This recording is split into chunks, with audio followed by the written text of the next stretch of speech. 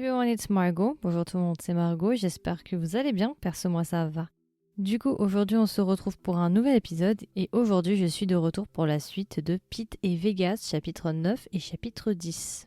Donc déjà, ce que je peux vous dire, c'est que cette semaine, on va avoir du lourd. Il y a vraiment des gros trucs qui se passent cette semaine, ou en tout cas une énorme révélation qui va se passer à la fin du 10e chapitre. Donc je vous invite vraiment à rester bien concentrés parce que ça va tout remettre absolument en question. Donc voilà, je pense que c'est à peu près tout. Préparez-vous, asseyez-vous, petite lumière tamisée, thé, café, glace, popcorn et allons-y. Du coup, chapitre 9 qui est du point de vue de Pete et qui est still. S-T-I-2-L veut dire rester immobile, ne pas bouger, grossièrement.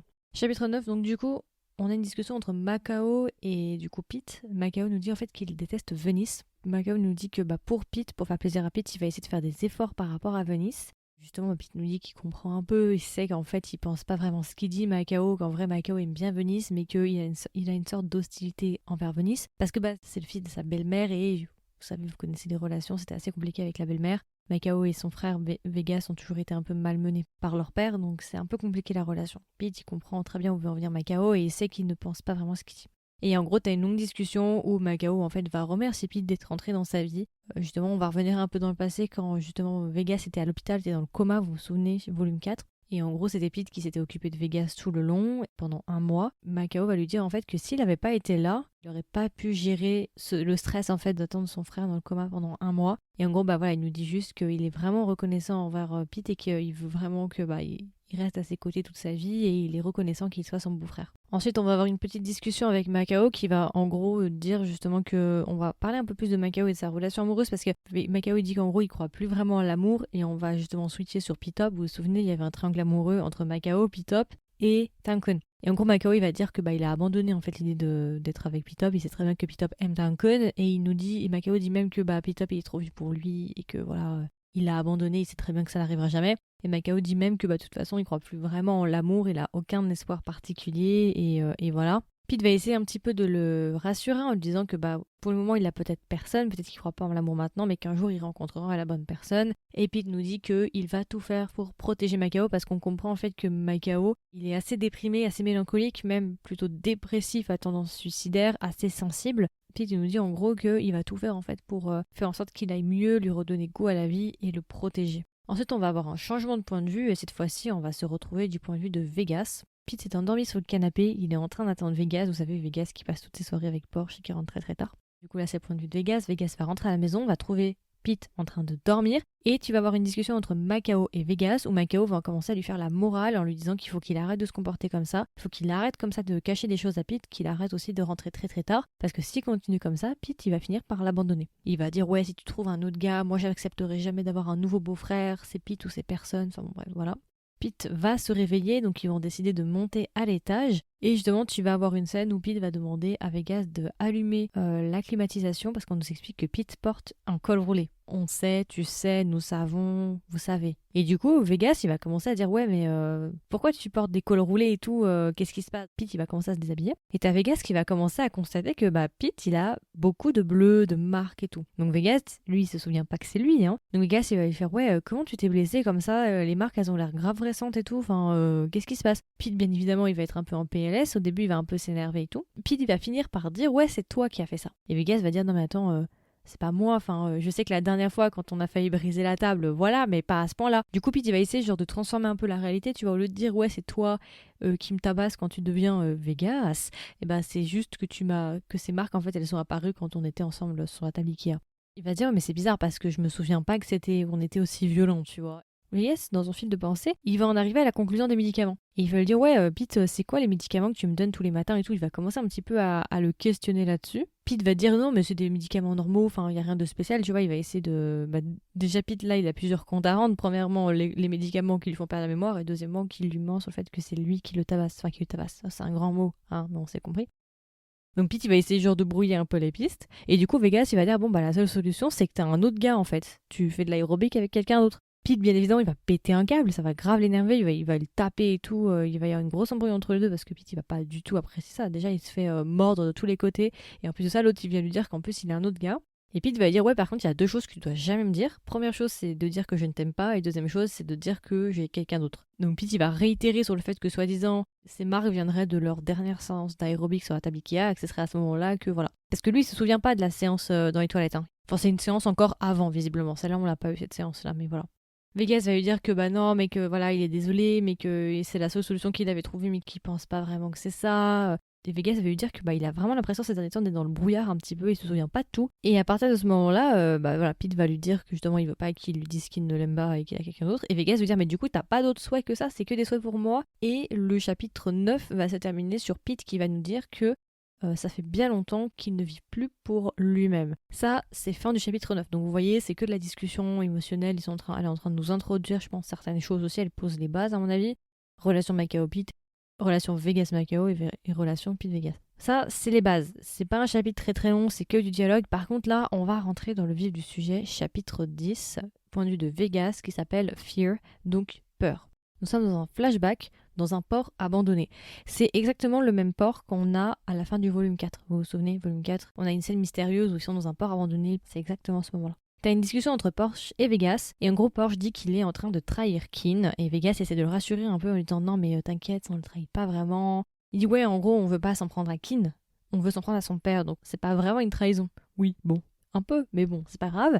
Donc il va essayer de le rassurer comme ça avec ses arguments un peu bancals. Il va lui dire que non, mais voilà, c'est pour faire la justice à nos parents. Kin, il va comprendre, machin. Porsche, du coup, revient sur... parce que là, du coup, ouais, c'est à peu près au même moment que le volume 4, la petite scène qu'il nous avait mise. Porsche dit qu'il sait très bien que Korn ment. Il dit, ouais, comment je peux faire confiance à Korn sur toute l'histoire de mes parents, en sachant que, visiblement, Korn, il savait qui j'étais dès le début. C'est même lui qui a demandé à ce que je sois embauché. Donc pourquoi il a pris autant de temps à attendre avant de me dire qui j'étais? J'ai travaillé pendant des mois, des années même chez eux, sans qu'ils me disent qui j'étais réellement, ça veut dire qu'il est mon oncle. Et si jamais j'avais pas découvert la vérité, peut-être qu'il me l'aurait jamais dit. Comment est-ce que je peux avoir confiance dans cet homme? Et il va aussi rajouter, comment ça se fait qu'il a conservé le corps de ma mère? C'est quand même un peu chelou, on va pas se mentir. Donc il y a toute cette question-là, et justement c'est ça qui alimente en fait les doutes de Porsche. Il va nous dire qu'il veut découvrir la vérité derrière la mort de sa mère, la mort de ses parents, et voilà. Donc voilà, vous voyez que selon les chapitres, les moments qu'on nous donne, il faut les remettre en place, parce que c'est un petit peu dans tous les sens, c'est pas nécessairement un récit chronologique. Leur discussion, elle va être interrompue par un groupe d'hommes qui vont apparaître de nulle part. On comprend que ce sont des gardes du corps, donc au début,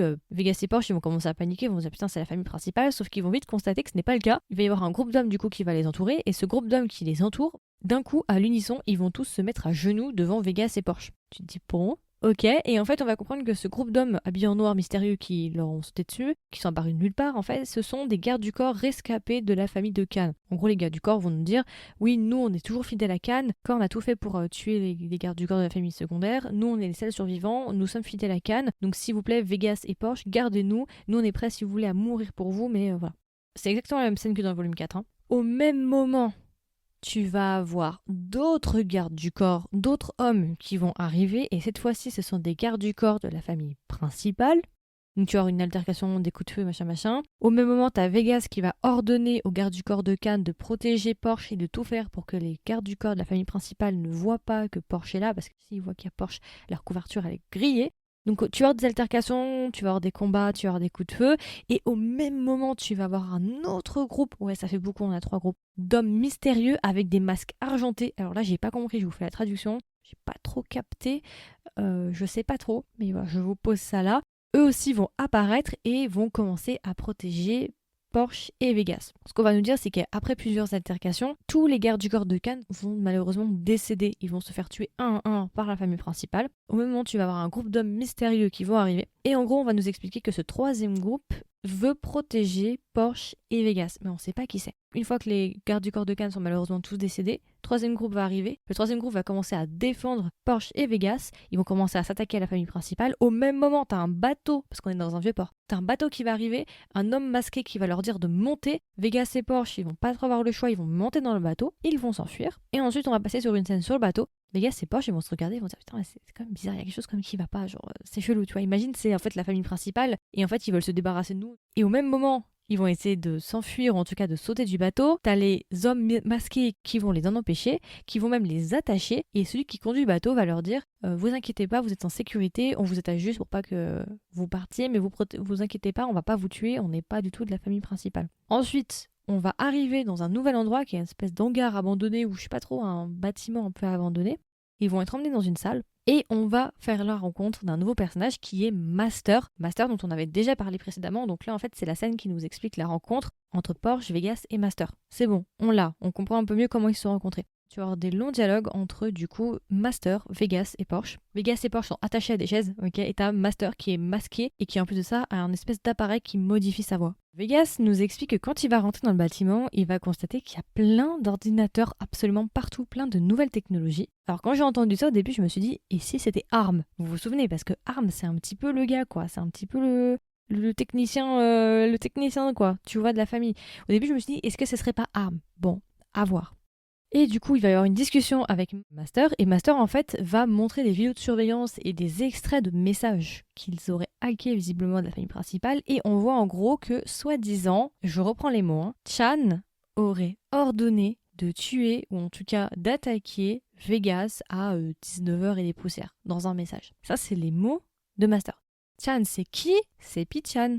Dans le roman, Pichan n'est pas mort, c'est dans le drama où on pensait peut-être qu'il était mort, il s'est tiré dessus, il fume une clope, machin. Bon, il n'est pas mort en tout cas pour ceux qui ont regardé le drama. Pour ceux qui ont lu le roman, pas de grande surprise, il n'était pas mort. Donc, ce que je trouve intéressant, c'est que Master nous dit pas Pichan, mais dit Chan. Ce qui est assez intéressant parce que Pi, c'est un mot, enfin, c'est pas un mot, enfin, si, c'est un mot de politesse en fait. C'est quand tu es plus jeune, tu t'adresses à quelqu'un de plus vieux, tu dis Pi quelque chose. Pi plus un nom. Là, il dit Chan, donc ça veut dire quoi? Soit il est du même âge que lui, soit il est plus vieux, ou bien juste il en a rien à foutre de la politesse et il l'appelle comme ça. Mais c'est quand même un peu irrespectueux s'il est plus jeune. Intéressant pour Master. Et en gros, Master va s'introduire en disant justement qu'il connaît absolument tous les secrets de la famille principale de Korn et qu'il souhaite mettre un terme au système de leur famille, la famille Terrapagnacle, je crois que c'est ça le nom. Vegas veut dire ouais, comment je peux te faire confiance, hein, comment on peut te croire, machin. Et en gros, Master va lui dire qu'il n'a pas vraiment le choix, que si jamais il veut survivre, il veut pas se faire buter par la famille principale, il a intérêt en fait à s'allier avec lui. Et il va même rajouter, il connaît sa petite famille, il connaît Pete, Macao et Venice, et que s'il veut qu'il soit protégé, il a intérêt à s'allier avec lui. Vegas au début va dire ouais, t'es en train de me menacer et tout, tu veux t'en prendre à ma famille. Et Master va lui dire non, moi je vais pas m'en prendre à ta famille, par contre la famille principale, elle va s'en prendre à ta famille. Et au même moment, quand il est en train de discuter avec Vegas, on nous donne un détail assez intéressant, on nous dit que Master est en train de jouer avec un Rubik's Cube. Et je sais que le Rubik's Cube, je l'ai vu quelque part, je sais pas si c'est dans le drama ou si c'est dans le roman. J'ai essayé de chercher mes scripts des 4 volumes de Kim Porsche, j'ai pas trouvé le mot Rubik's Cube dans mes notes, mais j'ai vu ça quelque part et je sais pas pourquoi j'ai direct pensé à Kim. Moi je pense que ça se joue entre les deux, en sachant que Kim, il est assez mal poli l'enfant, vous voyez, c'est fort possible que ce soit lui. Ou bien c'est un personnage qu'on ne connaît pas, à voir. Au début, c'est vrai que Vegas, il va pas être trop convaincu par l'offre que va lui faire Master, il est en train clairement un peu de le menacer. Et Master, il va lui dire que de toute façon, seuls, ils achèveront rien en fait. Et Vegas, il va se dire dans sa tête, oui, mais moi j'ai Porsche en fait, donc ça va, tu vois. Et Master va un peu le lire dans ses pensées, il va dire, non, mais c'est pas Porsche, ne va pas te suffire en fait. Le truc, c'est que estime-toi heureux que déjà Porsche ne se soit pas fait cramer. Le jour où l'identité de Porsche, elle saute et que la famille principale est au courant de ce que fait Porsche, c'est fini pour vous. Vous êtes mort en fait. Vous avez besoin de quelqu'un d'autre qui connaît les secrets de la famille principale. Et il va lui dire, ouais, est-ce que tu penses vraiment que Porsche, il va pouvoir rester en sécurité comme ça très longtemps quand Kin, il va savoir que Porsche veut s'en prendre à son père? Et Vegas, du coup, va dire, bah ok, c'est quoi ton plan exactement? Parce que Vegas, il a compris qu'il était en situation d'infériorité, hein, c'est pas lui qui avait la main dans la situation, donc il va lui demander, ouais, alors vas-y, dis-moi, c'est quoi ton plan en gros? Et du coup, Master va lui expliquer que lui, son but, c'est de faire tomber le système. Il veut détruire complètement le système de cette famille-là. Justement, ce système où les enfants se battent entre eux pour avoir le pouvoir, et il nous dit même qu'il trouve ça triste et que Korn ne prend pas du tout en compte les émotions et les sentiments de ses enfants. Ok, c'est pas forcément dans la continuité de la personne, alors est-ce que c'est un indice pour nous diriger vers un personnage en particulier? Qui est-ce que ça pourrait être? Vous voyez, cette sorte d'empathie, je ne sais pas. Vegas du coup va accepter, par contre il va dire qu'il a une condition et que c'est pas négociable. Il va dire, si je travaille avec toi, par contre tu dois absolument protéger ma famille, Macao, Venice et Pete, sinon je ne collabore pas avec toi. Master il va dire, ok. Master va regarder Porsche, je vais dire, alors du coup, toi, tu fais quoi? Du coup, t'en penses quoi? Et Porsche va dire, ok, je collabore avec toi, mais par contre, pareil, en contrepartie, Kin et Porsche ne doivent pas savoir ce qui se passe. Jamais. Tu dois jamais leur dire, ça doit jamais fuiter, ils ne doivent pas être au courant de ce qu'on est en train de faire. Master va accepter, et Master va dire, ok, et de mon côté, vous ne devez jamais demander mon identité et me demander qui je suis. Le truc, vous voyez, c'est que c'est possible que ce soit Kim en soi. En tout cas, ce serait pas étonnant, parce qu'en fait, Kim, c'est censé être un INTJ. C'est les masterminds qui ont plein de plans. Plan A, B, C, D, E et qui planifient tout absolument au moindre millimètre. Ça serait pas étonnant que ce soit Kim. Si c'est Kim, ça ne me surprendrait pas tant que ça. Je ne sais pas si on connaîtra l'identité de Master d'ici la fin du roman, j'espère quand même.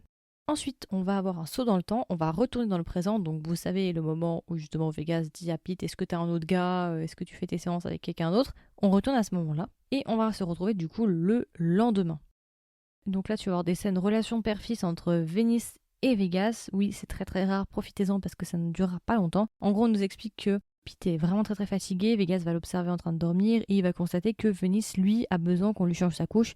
Donc Vegas ne va pas vouloir réveiller Pete, il va s'occuper de Venice et tu vas voir des scènes où Venice et Vegas jouent dans l'eau, tous les deux. Ils commencent un peu plus à s'entendre parce que jusqu'à présent, c'est vrai que Venice ne pouvait pas voir Vegas. Donc tu vas avoir des scènes où ils vont jouer dans l'eau, machin, enfin bon, bref, une relation père-fils quoi. T'as même Vegas qui va s'émerveiller devant le fait que Venice peut parler, comprend beaucoup de choses, elle a beaucoup plus avancé que les autres enfants de son âge. Vegas va demander à Venice s'il aime Pete. Venice va dire bah oui, j'adore Pete, c'est papa Pete. Et après Vegas va dire ouais, tu penses quoi de moi, est-ce que tu m'aimes? Venice il va dire non. Tout est dit.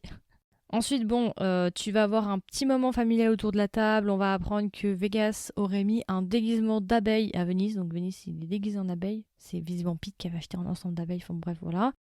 Discussion autour de la table avec la grand-mère, Venise, Macao, Pete. On va comprendre visiblement que Vegas et Venise se ressembleraient comme deux gouttes d'eau. Visiblement, ils se ressemblent beaucoup les deux. Ils ont le même caractère aussi. Et ensuite, ça va être le grand moment où en gros, on va nous annoncer que les grands-parents vont rentrer chez eux, vont quitter la maison des secrets. Donc tu vas avoir une scène d'adieu à l'aéroport entre les grands-parents, Venice, Vegas et Pete. Une fois qu'il va rentrer à la maison, il va constater que la maison est quand même beaucoup plus silencieuse une fois que les grands-parents sont partis. Et ça va commencer un petit peu à lui rappeler certains souvenirs qu'il avait avant, quand il était plus jeune, quand son père était encore en vie. Donc il va vraiment commencer à ressasser le passé. Il va y avoir beaucoup de dialogues internes où Vegas va se souvenir justement de sa vie d'avant, quand son père était encore en vie, et commencer à se poser des questions de ouais, pourquoi il était comme ça, est-ce qu'il m'aimait vraiment, pourquoi il nous détestait, enfin plein de questions comme ça en fait qu'il va pas arrêter de se poser, il va se promener dans la maison et il va un petit peu se perdre dans ses pensées et quand il va retourner entre guillemets à la réalité, il va se rendre compte qu'il est devant la chambre de son père. Visiblement, il n'a jamais mis les pieds dans la chambre de son père depuis sa mort. Donc il va passer un long moment devant la porte à la regarder, il va se dire je rentre pas, il va poser sa main sur la poignée, il va un peu hésiter et au bout d'un long moment il va décider quand même de rentrer et à partir du moment où il va rentrer ça va lui rappeler tous ses souvenirs avec son père et pareil, grand monologue avec des questions, pourquoi il nous traitait comme ça, pourquoi il était si dur avec nous, est-ce qu'il nous a aimés à un moment donné, est-ce que voilà, toutes ces questions là, il va commencer un petit peu à parcourir la chambre, à la regarder et en fouillant un petit peu la chambre il va tomber sur le coffre-fort de son père, donc il va décider d'essayer de l'ouvrir, donc il va commencer à faire certains codes, il va faire l'anniversaire de son père, ça va pas fonctionner, l'anniversaire de sa mère, ça n'a pas fonctionné. Des dates très importantes par rapport à la famille, peut-être l'anniversaire du grand-père ou j'en sais rien, ça va pas fonctionner. Et au bout d'un moment, il va se dire bon, on teste, allez, on teste. Et il va essayer de rentrer du coup sa date d'anniversaire. Et, grande surprise, le coffre va s'ouvrir. Ouais. Vous voyez où on va commencer à aller ou pas? Je vous avais dit qu'il y avait une grosse révélation. Attendez, asseyez-vous, popcorn. Vegas, il va commencer un petit peu à fouiller le coffre parce que lui, il pensait, Vegas, que il allait trouver de l'argent. Sauf qu'il va être très surpris de voir ce qu'il y a à l'intérieur. Il va trouver plein de photos de Macao et Vegas quand ils étaient enfants et plein d'objets en lien avec leur enfance. Il va commencer à parcourir un petit peu le coffre-fort et il va trouver plein de photos, donc il va commencer à prendre les photos et il va les retourner. Et il va se rendre compte en fait que Khan avait gardé tous les souvenirs de Vegas et de Macao et avait même marqué certaines inscriptions à l'arrière en disant Vegas a gagné tel concours, je suis fier de lui, incroyable, Vegas a 3 ans, nan. Et il a tenu une sorte de journal quelque part en fait sur leur enfance. Et là du coup Vegas va commencer un petit peu à être choqué parce qu'il va se rendre compte en fait que Khan les aimait et qu'en fait c'est pas ce qu'il pensait depuis le début. Ce qu'on nous a montré de Khan était totalement faux. Certes, il a été extrêmement abusif et violent avec eux, mais visiblement en secret, il regardait ses photos et il a collecté tous les souvenirs possibles et imaginables de ses enfants. Donc forcément, Vegas, il va commencer à chialer, il va tomber par terre, il va commencer à pleurer. D'ailleurs, on nous indique, si jamais, que l'anniversaire de Vegas, c'est le 25 décembre. Ok, le code c'était ça, donc c'est un Capricorne pour ceux que ça intéresse, qui aiment l'astrologie. Et justement, il va trouver plein de choses par rapport au petit moment accomplissement de ses enfants. Et visiblement, il était très fier de ses enfants. Et ensuite, il va trouver une sorte d'agenda ou de carnet, mais mêlé aussi un petit peu à un testament. Ça fait un peu double usage. C'est un carnet, en gros, il écrivait tous ses souvenirs, tout ce qu'il pensait, un petit peu aussi toute sa vie, toutes les explications. Et en même temps, c'est un testament pour le futur. Et en gros, Khan nous explique qu'en fait, il adorait ses enfants. Et qu'en fait, il s'en veut terriblement d'avoir infligé ce qu'il a infligé à Macao et à Vegas et qu'en fait, il l'aurait fait pour les protéger. Il nous dit en gros que Korn lui a déjà dit que l'amour rendait faible et que du coup, Kan a décidé d'être beaucoup plus dur et beaucoup plus froid avec ses enfants pour éviter que Korn ne les lui enlève.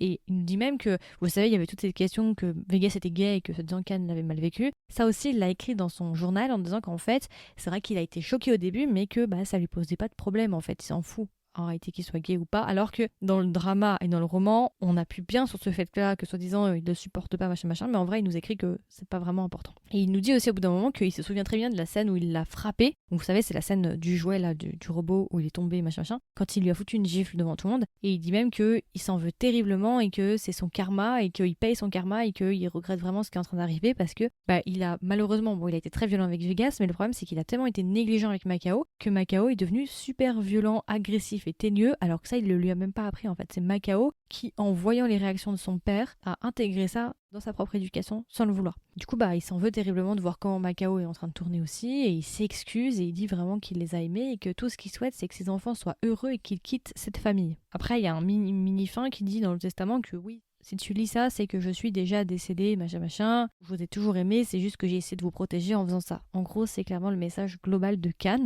Donc là, ça remet quand même énormément de choses en compte, en sachant aussi que dans ce journal-là, Kan dit bien mot pour mot que c'est Korn qui a tué sa femme. Kan nous dit qu'il adorait Lynn et que elle représentait un danger pour Korn et que c'est Korn qui l'a tuée. Voilà. Donc là, on commence vraiment à remettre en perspective les 4 premiers volumes qui étaient vraiment racontés d'un point de vue. On n'avait vraiment qu'un seul son de cloche. Là, on a le deuxième. T'as Vegas qui est en train de pleurer comme pas possible parce que là, toute sa vie est remise en question. Il a détesté son père quasiment toute sa vie pour finalement se rendre compte qu'en fait, c'était pas nécessairement ce qu'il pensait. Au même moment, t'as Pete du coup qui va le trouver dans la chambre, qui va le prendre dans ses bras. T'as Macao aussi qui va arriver et tu auras une scène où ils sont tous les 4, même parce qu'il y a Venice, ils sont tous ensemble dans cette chambre en train de pleurer. Et voilà, ça va se terminer à peu près là-dessus. Kan va finir en disant que l'amour ne rend pas faible. C'était un peu son slogan à Kan et finalement il dit que non, c'est faux. Et ça va se terminer sur cette petite famille en train de pleurer toutes les larmes de leur corps dans la chambre de Kan. Et c'est tout pour le chapitre 10. Voilà, je vous avais dit, gros plot twist. Du coup, Kan n'est pas si méchant que ça. En tout cas, ça n'excuse pas ce qu'il a fait, bien évidemment. Mais ses intentions n'étaient pas celles qu'on pensait. En réalité, il aimait ses enfants, il ne les détestait pas. Très intéressant, vraiment. Donc en plus de ça, Korn aurait tué. Du coup, Lynn, c'est bon, c'est sûr, parce que vous savez, au bout d'un moment, ils essayaient un petit peu de nous laver le cerveau en nous disant non, c'est pas ça, si, c'est ça. Donc ça remet absolument tout en question. Ça me tombe pas parce que c'est ce que j'avais dit pour le drama. J'avais dit, moi, je pense que Kan n'est pas si méchant que ça. Alors par contre, dans son testament, c'est journal, il ne parle pas du tout de la mort des parents de Porsche. Parce que vous vous souvenez que normalement, c'est Kan, si je dis pas de bêtises, qui est censé avoir tué le père de Porsche. C'est ça, si je dis pas de bêtises. Vous savez, la scène dans le drama où il y a 2 versions, il y a la version de Korn et la version de Kan, elles sont totalement différentes. Donc ça, par contre, c'est pas donné, donc on sait pas. Peut-être que ça sortira plus tard, peut-être dans la suite du journal, il a peut-être pas tout lu, j'en sais rien. Mais en tout cas, ça m'étonne pas tant que ça parce que c'est ce que je pense aussi de Kan. Moi, j'avais toujours dit, de toute façon, Kan, je pense qu'il est pas si méchant que ça en vrai. C'est pas le grand méchant de l'histoire, je pense que c'est plus une victime, il lui a fait porter le chapeau Korn.